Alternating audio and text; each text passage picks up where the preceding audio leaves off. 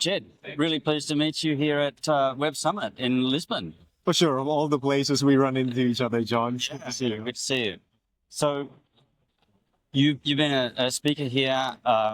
Actually, you should introduce yourself a little bit because you've been in the angel investing area for some time, and Web Summit is a really good place to see both the investing side and the startup side. Yes. Can you perhaps tell us why you came here in Sure. the first place? Yeah. So in a former life, as you know, I used to be a tech operator, and we helped build the world's largest API marketplace with Rapid API. From there, turned angel investor. Today, I run my own angel network, and we do syndicated deals. We've got 13 or 1,400 investors around the world. We cut $500,000 up to $1 million checks into startups. And my latest venture is angelschool.vc.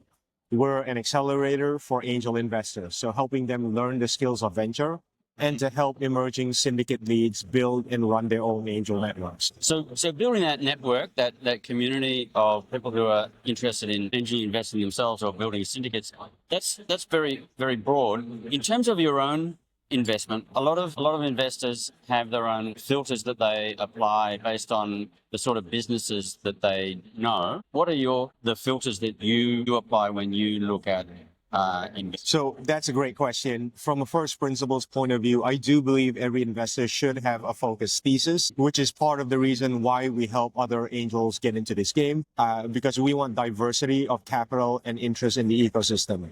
What I focus on is B2B, technology, and software. We invest in seed plus companies up to Series A or B, and we'll look across the US, Western Europe, and Southeast Asia.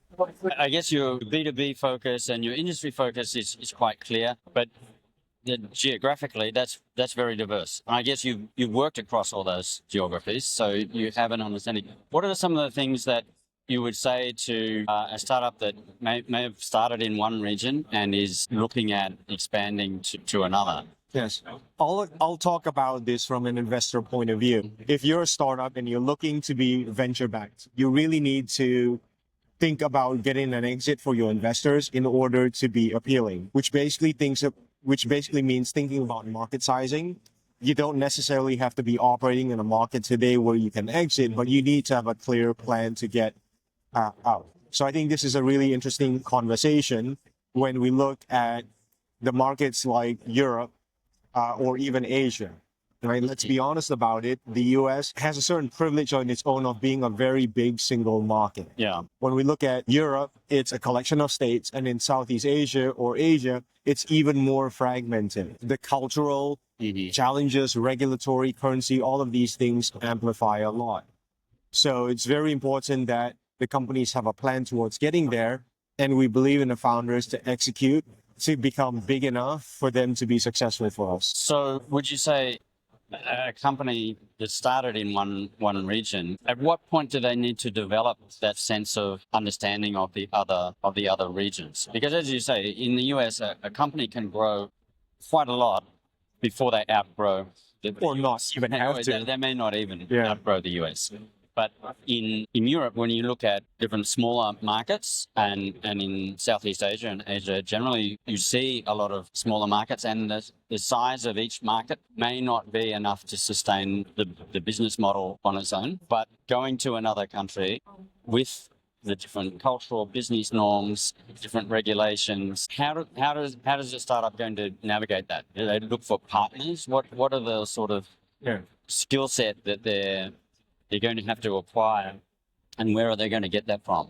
I don't think there's a hard and fast answer. It is very case by case. So let's break this down into parts, right? When we look at market sizing, a company going from one market to the other, and when does that happen? A lot of it is a forcing function depending on where they operate. So think about a really small market like Israel. Every company that is founded there knows that they need to get out of the market, and the natural next stop for them is the US. So we tend to find that companies that operate in really small markets, they think ahead and long term out of necessity from day one. There's a little bit of, it's not quite the right term, almost a middle income trap. Like if you take Europe, a market like France or Germany could be big enough for the company to be successful, or maybe not, right? It depends. But because of that opportunity to stay domestic, and there are also cultural reasons, the companies might delay taking that decision, right? So it gets to be a little bit tricky. So for Singapore, which is also is a very advanced market, but it's also a limited size market. Yes. So a company that starts there has to be thinking Southeast Asia, Correct. other advanced economies in the region like Australia. What should be in the back of a founder's mind as they contemplate that? Yeah, just to double click on this point, Singapore's a really interesting example.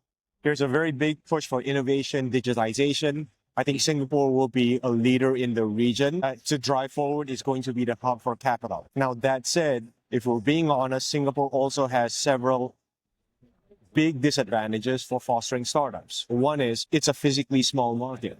If I'm evaluating a company for its potential to get to $100 million top line, it's very hard to find the right business that can do it within Singapore. Yeah. And if they're forced to go outside of Singapore, every country is so drastically different, right? Singapore it's kind of an island on its own. Like its characteristics are unlike anything else within Asia. Like maybe the most natural point is actually Australia. So for a company to go from Singapore to another market, it's almost like setting up a whole new company.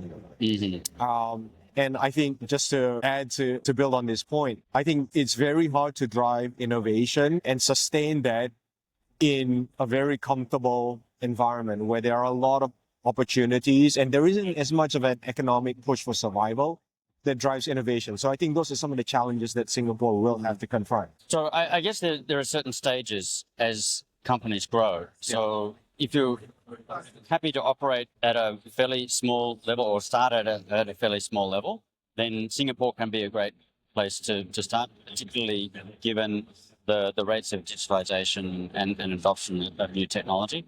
But then there's sort of step changes that you have to take. Once you've said, well, really, I need to go broader geographically, then there's as you say, a step changing capability that you need. Definitely. So what are the things that you typically see companies do when they reach that stage of having to go broader? Do they hire more staff, or do they partner with other firms? Do they look for local partners in the regions? What are some of the things that you see as the most successful? Before we get into conversations with a company and we look at this from a market sizing point of view, I actually want a clear plan beyond the market where you are operating in today. Could be Singapore, could be another market. What is the next one that you're going to, right? And within this, is there that path to that $100 million top line that can make you big enough? Right. Because we actually would prefer that you didn't have to enter 7 different markets. I think in Asia particularly, companies have to have a certain level of maturity and to be careful and deliberate about when to enter the market. There is a balance, of course. At the early stage, you might experiment, you might work with partners to feel out the market, develop your channels, maybe work with partners to try and get product in market, get some feedback before you go in. I do think that companies do need to invest and build a team on the ground when they're ready and internalize that capability rather than having a dependency on a third party. Because in a lot of these markets, there are some very practical challenges. Control and ownership of your local entity. Many of these markets will require startups to have a local director. Right. And so and what if that local director has 51% control? They effectively have control of your bank accounts and all of these things, which is why I strongly believe in hey, got to internalize that, take control of that, and remove dependency risk. And that requires a certain level of maturity.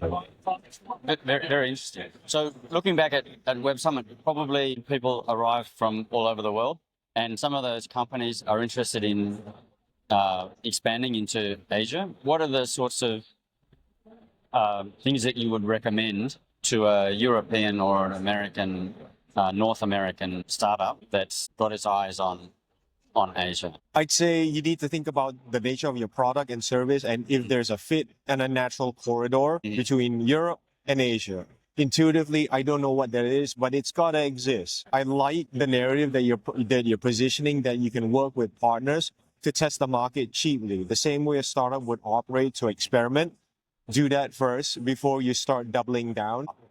I think that market expansion has to be a very deliberate, well thought out and executed plan. Otherwise, it's a recipe for failure by and large. Well, on that note, thanks very much, Jed. I've learned a lot and enjoy your time at Web Summit. My pleasure. Thanks for having me, John. Okay.